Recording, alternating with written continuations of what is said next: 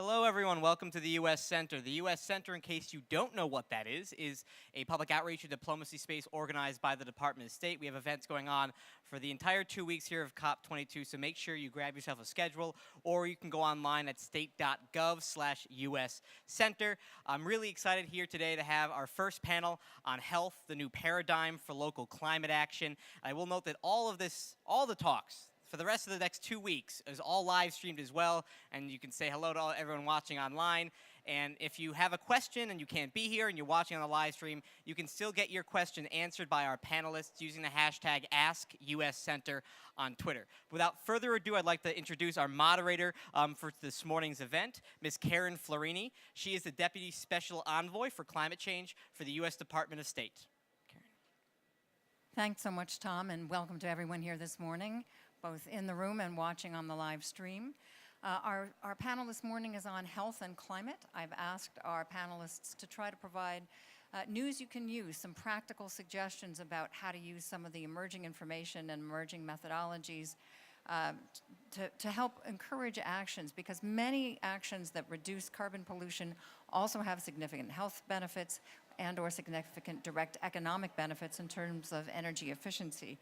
So to discuss this topic, we're going to have our distinguished panel, starting with Ms. Elizabeth Beardsley, who is Senior Policy Counsel for the U.S. Green Building Council. She's responsible for establishing key international partnerships and organizing the efforts of the U.S. Green Building Council in federal, state, and local policy areas.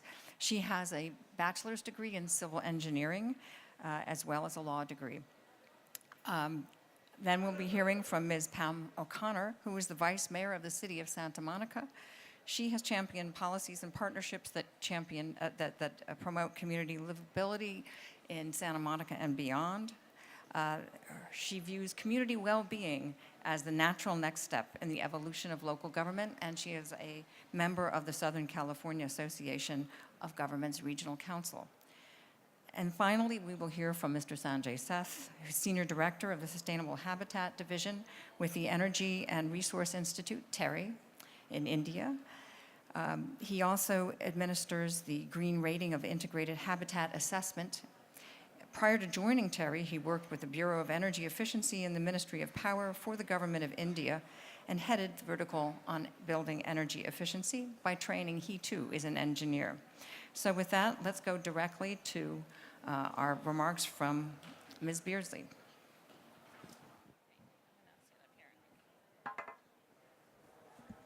Thanks so much, Karen, and thank you to the U.S. Center and the State Department for its excellent support here. So I'm from the U.S. Green Building Council. We're a nonprofit organization dedicated to transforming the built environment to be sustainable for people, planet, and profit. We have over 12,000 member organizations, as well as over 200,000 credentialed professionals around the globe. You may know us best for LEED, our flagship green building rating system, which is now in use in over 160 countries.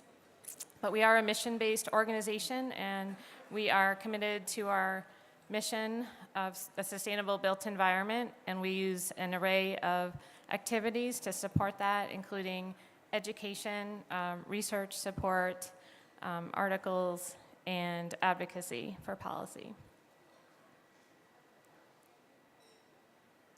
So today, this morning, I'll be focusing on some research that lies in this nexus of health and climate action, interventions, and energy efficiency. And really excited to have the honor to present for the first time publicly the results of some new research that was performed by CapitalE in Washington, D.C., specifically by Greg Katz and Keith Glassbrook, with support from the JPB Foundation. And this work is the next phase in a multi-year effort to look at how to deploy a range of known proven technologies at a city scale to reduce heat absorption and replace that with more reflective surfaces. We're pleased to have been a partner in this research, And I want to also note the high level of support from the District of Columbia government. So in this phase, the project set out to look very systematically and with rigorous research at the costs and benefits of deploying this set of solutions that are collectively called smart surfaces citywide, with a focus on a low-income neighborhood in DC, Ward 5. This work has also been done in several other cities, and the set of solutions are cool roofs, which reflect sun and reduce heat absorption in a building, as well as near temperatures, green roofs, solar on rooftops, urban trees, and reflective pavements. So they used building analytics mapping analytics to determine the optimal selection of surfaces and replacing roofs and pavement, increasing tree canopy throughout the city.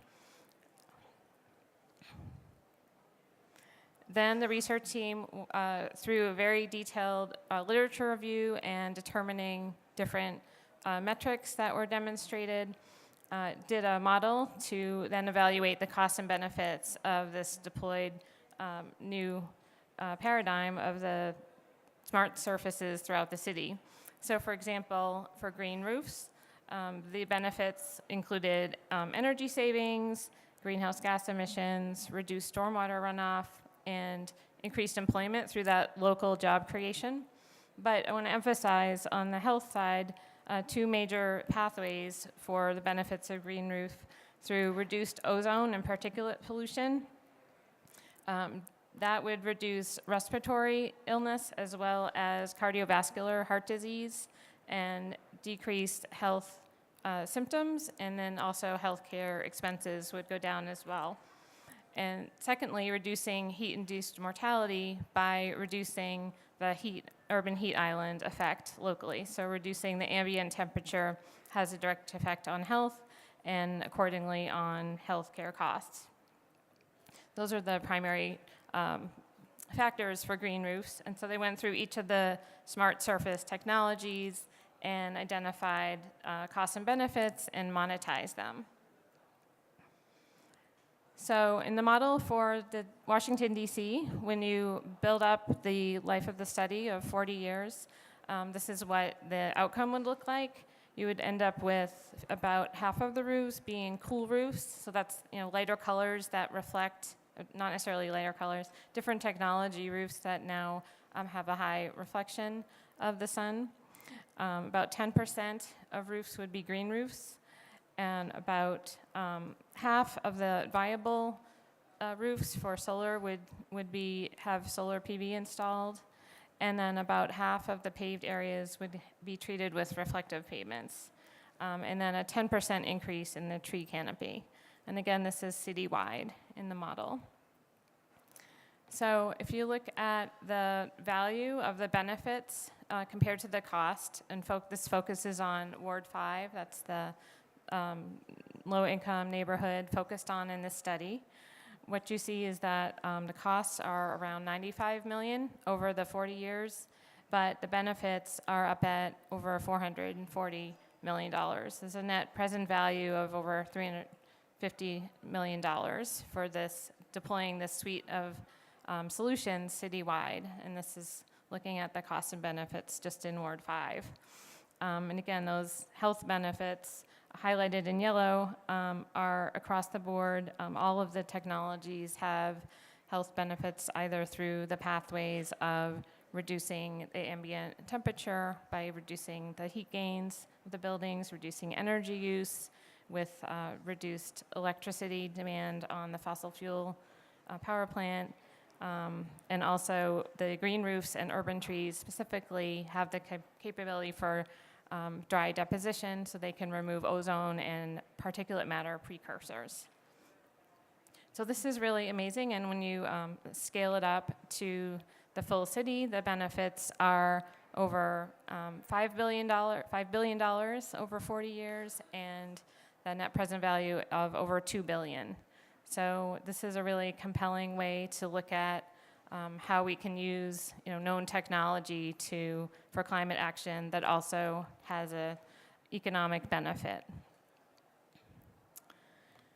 So I wanted to also share some other recent research that was performed, sponsored by the United Technologies Corporation, UTC, and performed at Harvard, Syracuse, and SUNY universities. This work has looked at the impact of indoor environmental quality through projects that marry improved ventilation along with energy efficiency projects. And the first set of studies looked at, actually were laboratory studies and simply tested human responses in their cognitive function by doing simple tests based on the level of CO2. And this found, pretty astonishingly, a major impact where cognitive abilities doubled with improved ventilation rates and the reduced CO2. And that was across the board of different types of cognitive function, including crisis response and other measures that researchers use to measure your brain's function and ability to think. And then this was also monetized as far as employee productivity. So from an employer's perspective, this would mean over $6,500 per year in additional productivity per employee. So that's pretty compelling, again, compared to fairly modest cost for this intervention. And then this year, just in the past month, some new work has come out from this team looking at, from the occupant side, so now this is a sort of on-site monitoring of green buildings and looking specifically at health outcomes beyond cognitive function. And that found that there's an increase in sleep. That, of course, translates into also more productivity and better cognitive function, and also shows that when your work environment is also carries over to your non-work time, and the importance of having that healthy indoor environment. So this is something that we think will really resonate with people, to learn that when you pay attention to energy efficiency and you marry that with improved ventilation, then that's really an opportunity to provide value back to the occupants and the business owners. So we're really interested to hear and have a good discussion this morning on how to use this research. Thank you. Thank you, Liz. Pam, the floor is yours. Good morning. Good morning, everyone. My name's Pam OConnor, and I'm from the state of California in the United States, and in Southern California. I represent the city of Santa Monica on their city council, and I'm also on our regional Southern California Association of Governments Regional Council. And I mention that because I'm going to be talking about the kinds of things that we are doing at the local level, at the ground level, of helping people, of finding out ways to not just reduce greenhouse gas emissions, but finding ways to improve folks' health and well-being in their daily lives as we pursue the kinds of activities that help reduce those emissions. The theme I'm going to be talking about revolve around three concepts: the concepts of partnership, of partnering, the concept of measuring performance, as well as the concept of, in reality, of sharing information. So in Santa Monica, we've had a sustainable city plan for about 20 years. And that has evolved from being a plan that initially focused on reduction in climate change in terms of the natural resources, but it's evolved to recognize that people's day-to-day lives, their well-being, are also important aspects. So our sustainable city plan includes the economy, includes social equity, includes housing, looks at various dimensions. And that has evolved into us also pursuing a concept of well-being, how to measure well-being in our city of Santa Monica. And this all has to do with resilience, and that's human resilience.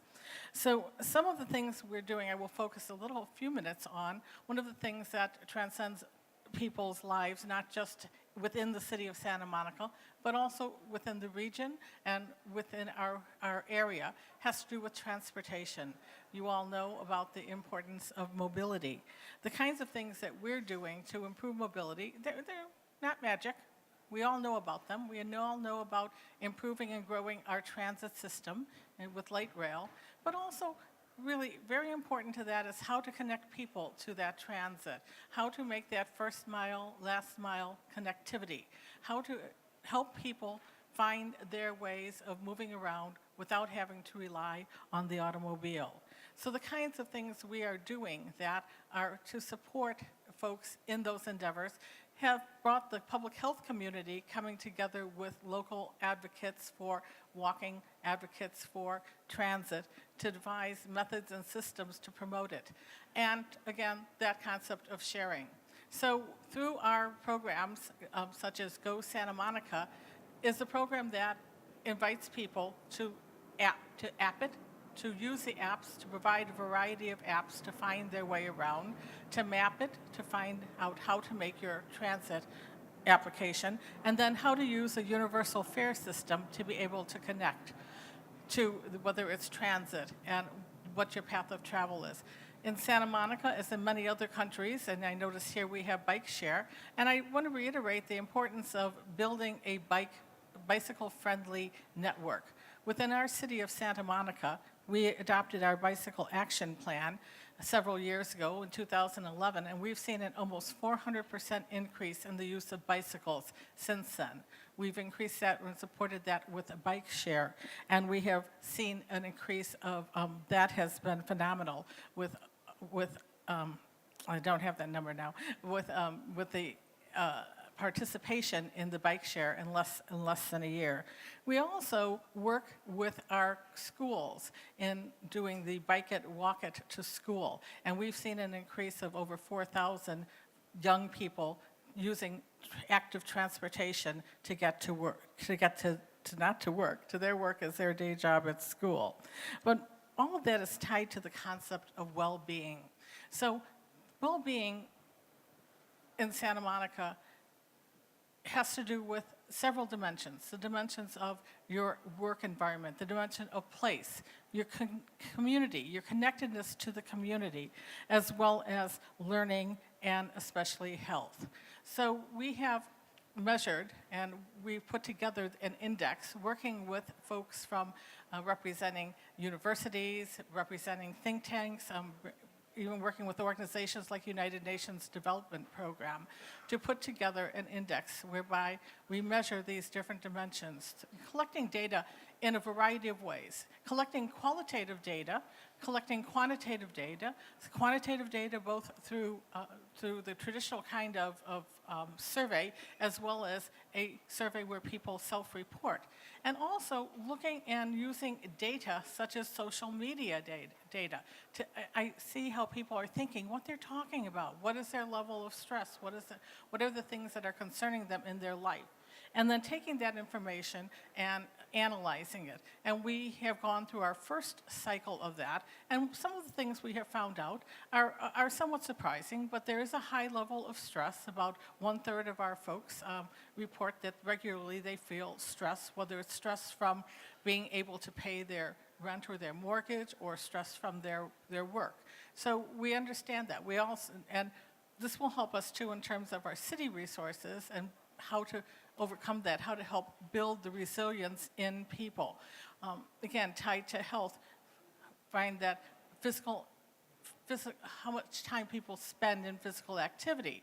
That has grown a bit, but still there needs to be some more support for that. And again, that starts translating back into how people move around, how to support the kinds of activities, being, again, their bicycle network, the walking, and making sure that there are safe routes. So the kinds of things, too, that we are measuring at the regional level include the walkability of places. And pedestrian accidents are really something that has not been given enough attention, but needs to be given more attention. And we're working at that on a regional level, both to support education to both drivers, bicyclists, and people when they're pedestrians on the street walking about education, about how to look after each other, how to be safe on the streets. So our regional government has put together something called the Go Human campaign. And this is a toolkit that's available on the web and the internet that is accessible to anyone, be it a local government, being it a community organization, being a neighborhood group that provides information, targeted information about what are the kinds of things to do to encourage safe walking, whether it is can be banners, whether it can be flyers, whether it can be information sheets. And that is there available to anyone who wants to use it from any part of the world.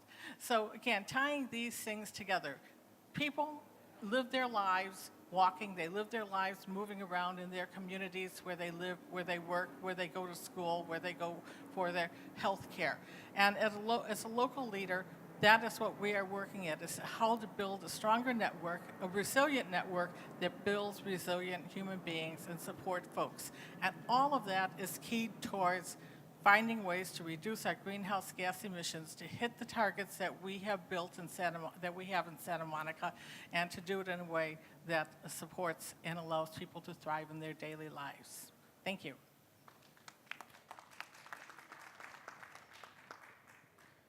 Well, thank you very much, Elizabeth, for the lovely presentation that you made. This is first of its kind that we see. And I'd also like to thank Karen for having invited us to speak here. Fantastic work being done by you all, I just heard you on the various initiatives that you have taken for the city of Santa Monica. Let me just set the context in terms of where we are going. And all of this, whatever was presented by Elizabeth was also on the fact that there is a lot of urbanization that is taking place. And obviously, it is going to be throwing up a huge amount of challenges with more and more megacities being added into this entire context. You see, if you go back to 1990, there were about 10 megacities that we had, and when we, as we move towards the 2030, there are about 41 megacities that are going to be there. In India, we've estimated that of these 41 or more than 40, of these 41 cities, 7 of them are going to be in India itself. And we have about more than half the infrastructure is yet to be put in place. So that's, a huge amount of opportunity for us to be doing things the right way. And the focus of the government is obviously engaged in that. In the recently submitted INDCs, our own INDCs to the UNFCCC, the buildings and the infrastructure development is an integral part of our INDCs and how we propose to go ahead. So, having said that, we also need to take note of the fact that we are a tropical country. You talked about the urban heat island effect. A lot of the heat ingress into any of our buildings is right through the roof. So the cool roofs is a very big program. It's an integral part of our building codes that we have developed and which are being implemented. Of course, the building codes are still at its nascent stage of implementation because they have only come up in the last, say, 10 years or so. And they are currently into its initial stages of implementation. But we also need to be taking note of the fact that these building codes are developed at the national level and they need to be implemented at the city level, at the sub-national levels. And that is where the challenge is. And so currently that is on. The Indian government has also a very ambitious program on the solar rooftop, which also is a way of providing cool roofs so that the heat ingress is minimal. And the SRI, this solar reflective index, how to improve through the various cool roof techniques so that the solar, the SRIs get diminished to the extent possible. In the next generation of codes that we are developing, there is a much larger scale of renewable integration into these codes. And obviously, that would be a step towards further minimizing all the ill effects of solar heat gains, as well as the ill effects that are associated with solar heat gains. Now, the study that you presented, I think that's very, very interesting, and I think we would like to take it forward as we move. I mean, once we get to know more on the study, we would like to look at it, how it could get integrated into maybe the policy directions that are given. So that is something. I would also like to, tell you all that in India, we have, in fact, yesterday we were speaking on the sustainable lifestyles. And in India, we recognize the fact that all our consumptions are need-based. We don't have something which is, unsustainable. So that is something which is, we are all working together. We recognize these aspects very well. And building codes, when they were introduced, we took note of the fact that not only do they help in energy savings and energy efficiency, but also the better thermal comforts, improved thermal comforts, as well as health comforts of the people or the inhabitants of these buildings. So I think to begin with, these would be my initial remarks. Thank you. Thank you, Sanjay. Elizabeth, if we could come back and maybe have you, we've been mentioning building codes some. Some in the audience may not be familiar with the way that those work, and since we've got 2 countries represented up here, if you could perhaps say just a word about how the building code systems in the United States actually work. Thanks, Karen. Yeah, so in the US, there's a group of non-governmental organizations, technical organizations that develop model building codes, and that's through a public process, and there's public comment and so on, and the various bodies will adopt the model codes. Then it's up to states, and in generally in the US, it's states that adopt building codes, and in some states, it's actually localities. There are a few states that don't have a statewide building energy code in the US right now. And some states, the cities are allowed to have more stringent codes, while in other states, there's a single code for the entire state. So it's somewhat variable across the states. And in Santa Monica, we have the state building code, but we also, as a locality, adopt and can adjust the building code. And we just recently adopted our local code to say that all new single-family homes going forward would be low carbon, zero in Santa Monica. So we're moving forward with that target, and we're allowed to do that. And Sanjay, how does that process work in India? Yeah, it's pretty much the same. At the national level, we formulate these building codes through a technical process, through engagement with various stakeholders. And once these codes are adopted or developed at the national level, then they are implemented through the city level, through the urban local bodies, municipalities at the subnational level. But it's an advisory that can be given by the central in the federal structure. We can't impose it on the state level or the subnational levels. It is completely up to the states, but by and large, the subnational levels adopt the central directives. Thank you. I'm going to ask 1 or 2 other broad questions, and then we'll go to the audience. When we do go to the audience, I'd like to remind folks that this Q&A session is about the topic of this panel as opposed to other recent developments that you may be curious about, but this question and answer session is about the topics of this panel. So with that in mind, I'm going to retain the prerogative of the moderator to ask a fairly broad brush question, which is, what do you think are what are some ways that governments can directly use the information to help attract investment in energy efficiency and clean energy? Thanks, Karen. It's a great question. Well, I think for one thing, the private sector would really benefit by knowing that there is that close association with the indoor environmental quality and employee productivity, because that's a direct benefit to the bottom line. So getting the information out through business organizations and doing, I think, peer-to-peer can be really effective, especially with smaller and medium-sized businesses and building owners. That would be really potentially powerful. And government can also help by making sure there are funding mechanisms in place to undertake energy efficiency and building retrofits. So in the US, we have a program called Property Assessed Clean Energy, where you can basically access funding to do retrofits of your buildings and then pay it back through your property tax, so it doesn't cut into your other business capital. So those are some of the things. I think on the public side, certainly with schools, there's a clear impetus here to take advantage of these research findings, because we want to have the optimum conditions for our children to be learning.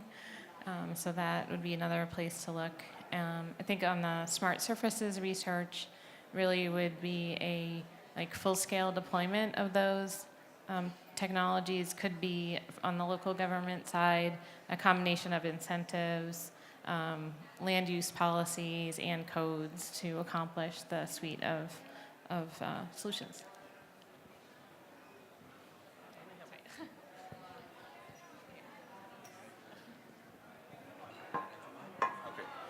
Yeah, so you see, I mean, as we speak today, we are in the capital city of India. We are faced with the huge amount of problem of smog in the country because, in the city, because of construction and because of various other aspects that there is, at this time of the year, the crops get harvested and some of them, the residue is burned down, and as a result of which there is a lot of smoke and haze. So the government is doing all efforts to make sure that all of this gets, taken care of through various advocacy programs, through funding agencies, to see how we could really mitigate these issues. So that is something which is there. Yeah, I think, I'd just like to leave it there at the moment, and then probably, yeah. And in Southern California, we are facing a challenge of, we have the natural environment of earthquakes, and we're starting to look at our classes of buildings that will need a retrofit. So there's going to be opportunity moving forward as we recognize what buildings need retrofit, again, to ensure life safety, and what opportunity there is there to make other kinds of energy efficiency improvements when you are having to deal with the physical structure of the building. Thanks. We'll go to the audience now for questions for our panelists. And please raise your hand and introduce yourself when you're asking your questions. Early in the morning. Okay, we've got one back there.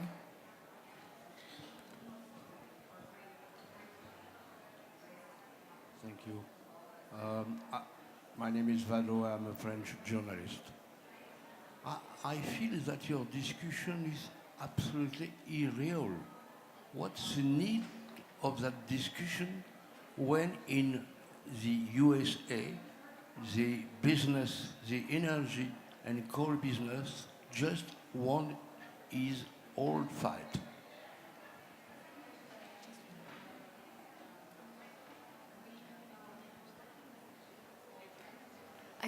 Sorry, we didn't understand what you said at the end. Maybe because I'm so much surprised what has happened last night in your country. My English is not as good as usual. Maybe I'm beginning to forget it.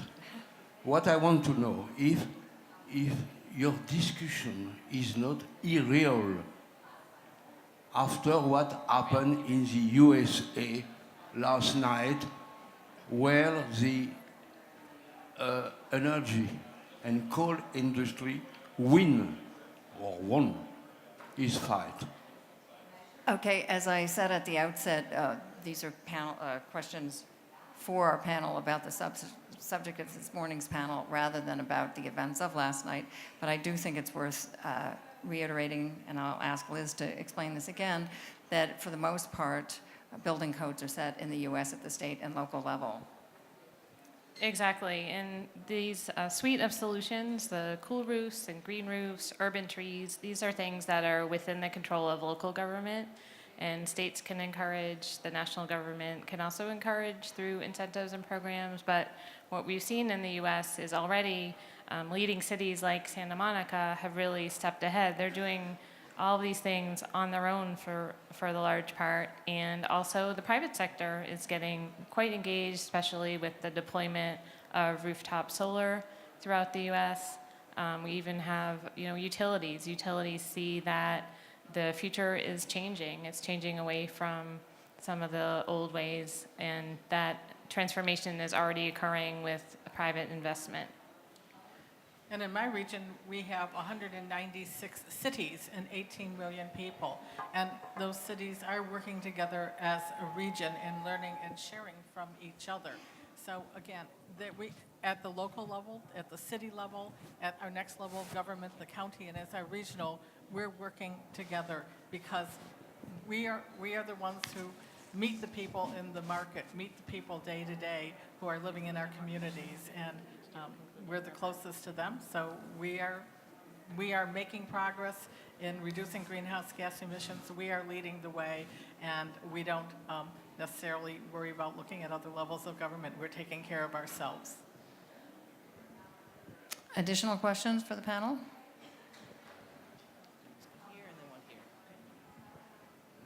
Good morning, friends. My name is Larisa Skuratovskaya. I represent World Council of Churches. And I would like to congratulate you, Elizabeth, because your example is one of the best for our present here in Marrakesh. Because if we're talking about climate change, health, and technology transfer, so your example is just very good. And I hope we will spread it among the rest of our meetings, and I hope you will give me your data per se. Thank you, my congratulations. Thank you, friends. Liz, that raises another interesting question, which is how can people get access to the information that you've been providing today? Thank you. The CapitalE will be releasing the report, and we'll be involved in that launch later this month. And we'll also post a blog on our website at usgbc.org, and we'll point to all the studies referenced in my talk today. Hello, thanks for your great talk. I'm Arno Kohl, I'm a PhD student at Imperial College London. I was really glad to see that you were talking about productivity as a mean of justifying those investments in front of the private sector. I'd like to know more about the pulmonary and cardiovascular benefits that could be brought by these green policies, and how, both in the American and Indian context, those pulmonary and cardiovascular benefits could be moved in front of the agenda, knowing that in terms of cost benefits, that might be the biggest opportunities to foster health and economic benefits. So I'd like to know if how besides productivity you can use those two main health outcomes as a mean to promote those policies. Thanks. You see, I mean, let me give you an example. You see, energy efficiency is a well-known tool to overcome, with the co-benefits of climate change. But nevertheless, it's very difficult when it comes to the actual implementation. Everyone knows that implementing energy efficiency would be a cost benefit to the proponents. We've launched a huge program for energy efficient lighting, which is replacement of bulbs with LED bulbs. And it's a unique market-based mechanism. No subsidies have been involved in this rollout of the program. It was launched by our Honorable Prime Minister in 2015 January. And what it has done is that it has brought down the cost of an LED bulb from about $10 to less than $1. And that's based on a market aggregation model. And learning from the experience of this is completely a cost benefit or cost economic, the what you call life cycle cost analysis, a market-based model that has been done. And we are now going to be using this model, the success of this model, in replicating it among various other things like the super efficient fans, the super efficient air conditioners. So these are things which are there, but the moment you have a subsidy element in these things, it never works. So we've taken note of the fact that if you want to introduce something, it has to be a market-based mechanism, and then it really works well. Yeah. Thanks. And I think I might take exception to one element there. I think the subsidies can play a useful role in the startup phase, while sort of, training wheels on the bicycle, if you will. But when you get to the level of needing full-scale deployment, then you do need to be going to a more market-based approach.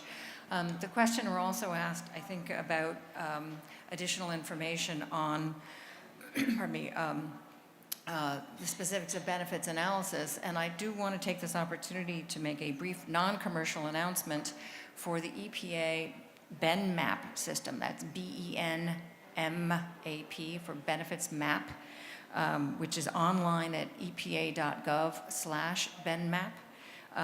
It is an open source program that calculates the number and value, economic value of a variety of air pollution impacts. And the software incorporates a database that includes many of the concentration dose-response relationships, population files, and et cetera. Right now, it's fully populated for China and for the United States, but there is also an international quick start guide that helps folks in other jurisdictions utilize that information in their jurisdictions as well. So that may be of interest to folks here listening today. Thanks, Karen. And as to the question, we have some other resources on our website that talk about other features of green buildings and neighborhood strategies that can help support employee health and therefore, by that, employee productivity. I remember reading that if you look at a typical office building in the city and think about the cost from the business side, the biggest cost they have is the employees. It's actually not the building, it's not the space. So I think that just sort of putting things in terms of that the business can absorb and to show that they're making this whole investment in their employee salaries and in their health plans and so on, and that a relatively comparatively small investment in their building and making it greener can actually pay off through the increased productivity, reduced sick days, et cetera. I think that there is some solid information out on that, and as I said, it's on our website. And I was just going to add, again, connecting it to the transportation side, the mobility of the buildings that we are building in Santa Monica and are rehabbing too, are having more and more bicycle parking spaces, more and more opportunities for alternate, to support electric vehicles, to support car share, to support bike share, because that is what the employees need to increase their productivity, helps them as they get to and from work, as they need to move around during their day. So again, that integration has really become very important. Any additional questions from the audience? If not, I think I'll ask each of our panelists to make a couple minutes of closing remarks, and then we will adjourn. Liz? Thanks, Karen. So when we think about health and how that relates to energy efficiency, we really see it as another argument to put in the quiver. So when we go to different audiences, whether it's corporations or small and medium businesses or city government, this is really something that people care about and really resonates. So if people are not motivated specifically by climate action or have a different set of priorities, health is another way to help engage them on a path to be more sustainable that will end up helping the climate as well. So. It is about well-being. It's about each individual's well-being and how that is supported by having healthy buildings, by encouraging and supporting healthy lifestyles, making sure that those connections, that ability to have those bike paths, to have good walking paths, to have that connection between buildings supports health and well-being. And at the end, that's what we all want for ourselves and our families, a lifestyle and place where we can thrive. Yeah, thank you. Yes, as I told you in my initial remarks, that we in India believe in leading sustainable lifestyles, and that is what we practice in our day-to-day life. But of course, with the, it's a double-edged sword right now. We have, on one hand, we have a lot of infrastructure which is being put in place. A lot of, the economy is growing at a very fast pace. So obviously, sometimes, we need to take care in our path to progress. Some things get kind of looked away from. But overall, the sustainability is an important issue, and we have always practiced it right from ages back. We at TERI have been involved in making sure that all of this that we speak, that we do, we work together with the government agencies, both at the national and the city level, in making sure that there is enough, there is capacity building, there is support to implement the programs of the government, and at the same time disseminate all that we learn. I mean, and the presentation that you made, I think it would be of very great interest to us. We would like to see how we could really work together with the government, provide them an insight as to integrate this into the future policies, and then go about disseminating information about all of this. So thank you very much. Thank you, and thank you to those of us who have joined us here in the room and also in the live stream, and we stand adjourned. All right, let's give a round of applause. Thank you all.